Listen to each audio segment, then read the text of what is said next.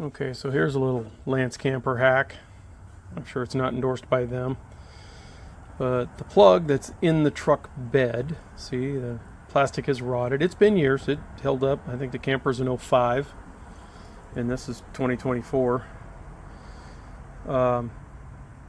Held up good for a long time, but it rotted. The door fell off. It was getting grimy in there from being opened all the time. They wanted, I think, $95, and it's the whole cord, the whole harness, all the way up. I didn't want to deal with that. So that's the camper side. This is the truck side. All right, I'm gonna try to do this, holding the camera backwards here, but I went and got the trailer style one. I wanted the little, because this is 7 wire, but you only use 6. I was gonna get the little 6, the smaller metal, nice metal one to go in here, but Lance uses those 2 8-gauge wires to feed the fridge and DC power inside the camper, so I was worried that it didn't want to accept that wire, so I just went with the big trailer style RV 7-way flat. Had to hog out the hole in the bed a little bigger, and then obviously the old one was 2 screws, this one had 4.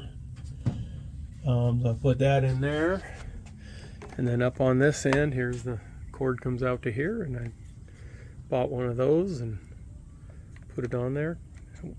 Cut that a little too short, so I'm going to do something to keep water out of there, but this is sealed pretty tight too, but still. Little hack trick when you're wiring, little paint marker, Sharpie, something, tell you what's the top, because this is all off of here. This is a 2-piece shell that was off, so you're only holding this little end, and it's hard to remember where top is, so I just put a paint mark. It could look real quick, and that way I got all my wires on in the right order. Hooked it all up, and it worked. There we go. That was a lot easier, a lot less money. Went on Amazon and got the connectors. You can get them Auto Parts store, Trailer Supply, RV store, wherever you can get those things. You can even use the big rig one if you want. I think they're 10 wire. I mean, they're just trailer adapters. It was way less than the $95, and it works. Those flat blades in there, I think they make better contact than the little holes in the Lance one. So if I saw on the internet, some people are saying that you'll have trouble with the power, wires getting hot or whatever, those 8-gauge wires that feed the refrigerator on DC when you're traveling and charging your battery in the camper from the engine while you're traveling, it's going to have trouble keeping up, and it's going to get hot, and you're going to have issues. That's why you have to use Lance's plug and harness.